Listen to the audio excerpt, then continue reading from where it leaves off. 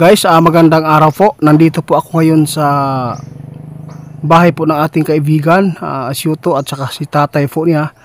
Ang ating topic guys, meron pong gustong magpaabot no, sa mga duwende. No? Gusto po nilang itanong kung totoo po ba na si Elizabeth, yung artista guys, na nakapasok po doon sa city, tirahan ng mga elemento, yung biringan, no? Hindi ko lang alam kung anong biringan, kung ano po yung ibig sabihin niyan, yung biringan, no?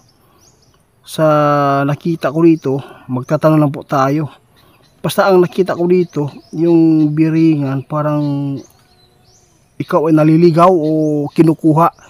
Siguro yun po ang ibig sabihin niyan. Kaya maraming nagtatanong sa atin kung totoo po ba talaga na si Elizabeth nakapasok doon sa kaharian po ng mga engkanto at saka nakakausap po daw niya.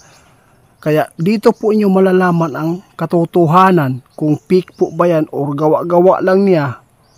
Baka po ay imahinasyon lang po niya sa kanyang nakuha sa pag-iisip po niya. Kaya dito po natin po gusto ko lang mapaliwanagan po yung lahat, no, na nagtatanong.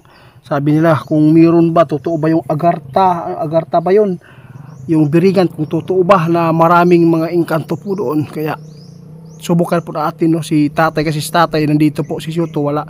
Tay, karon na mo to akong gisulti nimo kanina tungkol po ito sa biringan, kung totoo ba na yung biringan ay city, tirahan ng mga elemento. Ano po maipaabot po ninyo?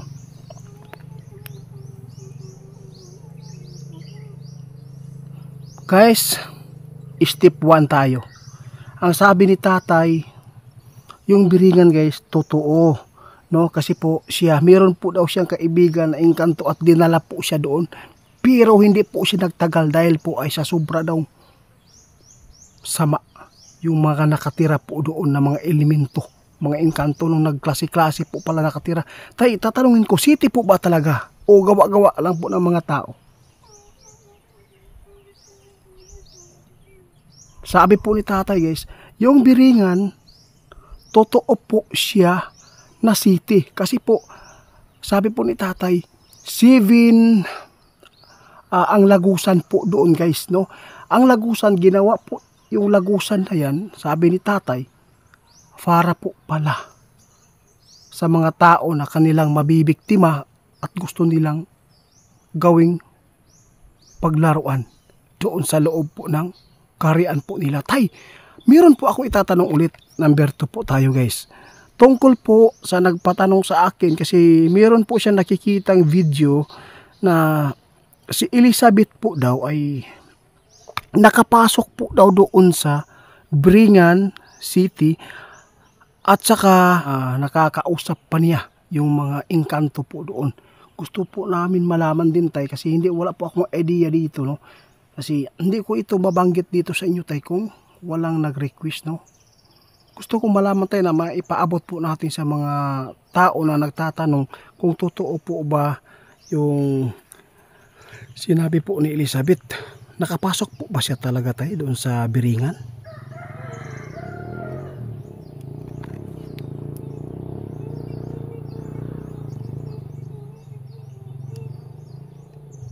Ang sabi po ni tatay guys, no, patawad po ma'am Elizabeth, no, sana po ay di ka na lang sana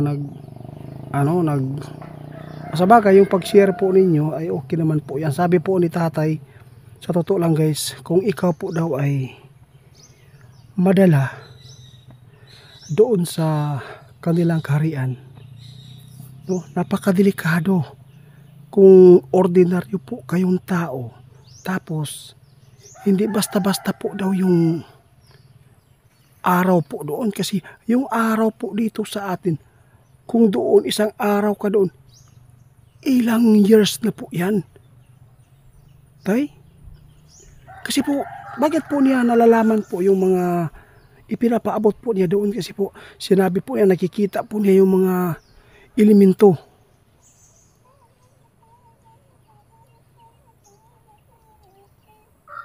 Ang sabi po ni tatay guys, sa totoo lang, sus grabe, napakaraming nanirahan po na magkakaiba pong mga elemento. Pero hindi po nagustuhan ni tatay guys kasi mayroon siyang kaibigan na mabait po na engkanto.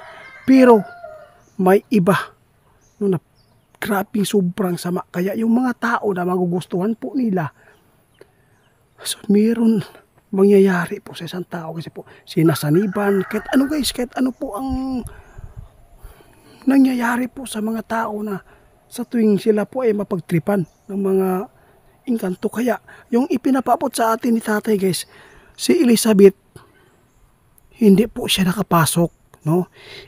Imahinasyon lang po niya. Meron lang po siyang nakuha na mga story sa mga matatanda tungkol po dyan. Kaya kung ibig sabihin yun tay, kunwari lang po siya, no? Kasi mahirap po guys, no? Mahirap pumasok po sa kaharian po ng mga ibang elemento. Kasi po yung normal na tao na tulad natin, hindi natin alam kung mabubuhay ka ba doon sa loob, mamamatay ka. O tapos kasi po yung katawan mo maiiwan yan dito sa lupa. Tay, maraming salamat sa pinapabot po nyo tay, kasi wala po talaga akong idea na at hindi ko ito mabanggit kung hindi po ito itinatanong po sa atin. Oo.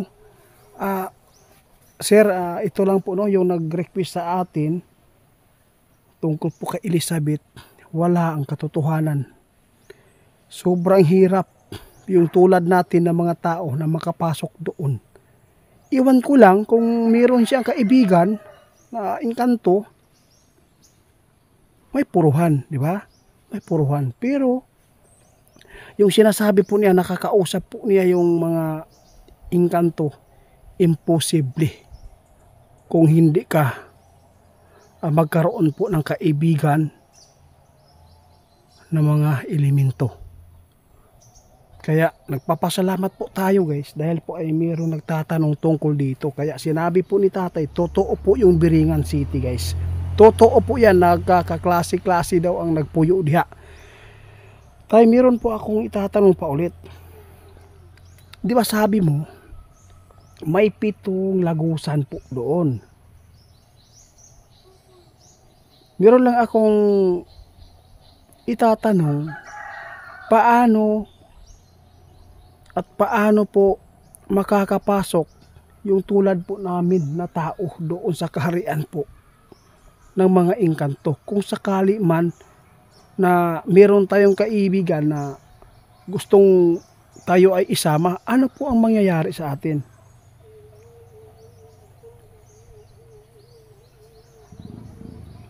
Ito ang totoo guys, sinabi po ni tatay, no? Kapag ikaw daw po ay isama sa isang elemento o engkanto doon sa kaharian nila, yung katawan po ninyo maiiwan po dito sa lupa, no? Para kayong patay. Hindi sasabihin ng iba na nakapasok, pero yung katawan niya napagala-gala lang pala. Hindi, para siyang patay guys. Oo. Yun po ang totoo ang sinasabi ni tatay. Mahirap po talaga yung tao na makapasok doon. Siguro kung nakapasok si Elizabeth, ibig sabihin yung katawan po niya ay nandito sa lupa.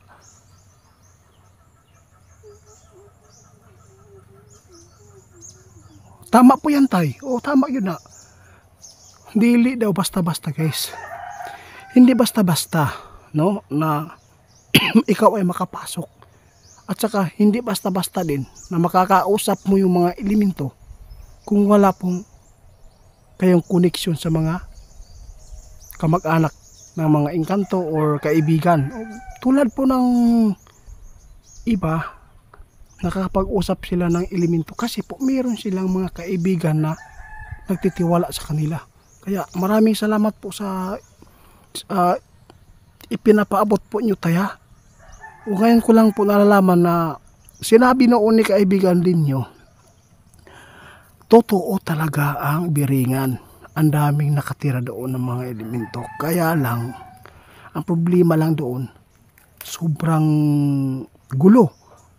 Maraming mga elemento po doon na sobrang sama. Gusto po nila yung mga tao paglaruan lang. Kaya sana po natugunan ko po yung nagpatanong dito ha, tungkol po kay Elizabeth. Hindi po yan totoo. No? Imahinasyon. Meron lang po siyang na-interview ng mga matatanda. Yun po ang isinishare po niya ngayon. Na kunwari lang po pala siya na posible talaga pag nakapasok ka ng basta-basta. Mahirap po yan. Paniniwalaan kasi po. Magkakaiba po ang araw doon at minuto dito sa atin. No? Grabe. Kaya nagpapasalamat ako sa inyo guys kung sino man yung gusto magtanong pa sa atin ay sasagutin po ng ating kaibigang Duwende.